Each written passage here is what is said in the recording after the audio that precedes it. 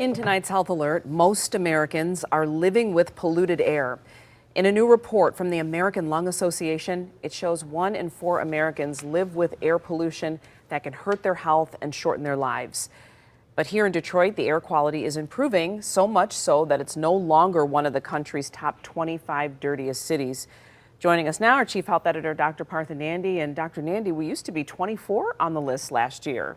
So where are we? Yeah, we're going down, which is great. We've fallen from 24th place, landed to 32nd place when it comes to ozone pollution. And this is great news. Why? Because ozone pollution can really affect our health and even cause premature death when combined with other risk factors. Now, every year, the American Lung Association analyzes data from air quality monitors. They look at ground level ozone air pollution, annual particle pollution, and short-term spikes in particle pollution. And the report showed that Detroit not only experienced fewer unhealthy days of high ozone compared to last year, but we also had the fewest days ever recorded for Metro Detroit. All good stuff.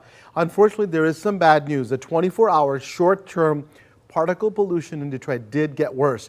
We ranked 35 out of 223 metropolitan areas around the nation. And for annual particle pollution, we ranked 12th worst out of 200 metro areas. So while we've had improvement in ground level ozone air pollution, we had more unhealthy 24-hour days than before. Curious who's number one. Jeez, oh Pete. I don't know. I should probably look that up. Right, but maybe LA, all that smog. Good guess. Exactly. Yeah, but ozone pollution, particle pollution, two different things, and they affect us differently? Exactly. So big terminology, right? Ozone forms at the ground level when nitrogen oxides and volatile organic compounds form, and they get emitted from things like cars, trucks, paints, and cleaning supplies, as well as industrial facilities and power plants. And when they come together, Glenda, on hot sunny days, they react and cause ozone smog. As like you talked about in LA. As for particle pollution, this refers to a mixture of solid particles and liquid droplets in the air that we breathe.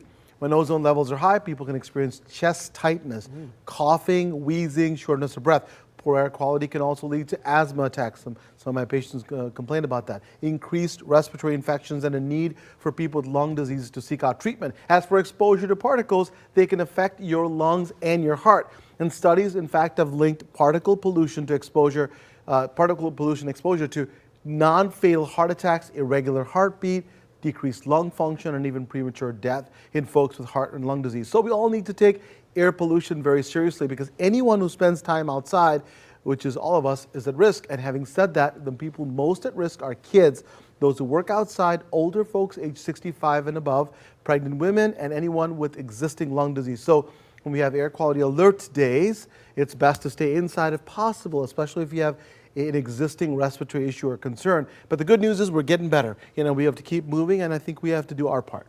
All right, great producer. We have LA #1 for ozone and Bakersfield for particle. So look at that, they're so good. Yeah, wow, incredible. But thank you, Doc. My Appreciate pleasure. it. Of course. If you have a health question for the good doctor, you can email him at drnandy@askdrnandy.com or send it to us on Facebook or Twitter. We'll get it right to him.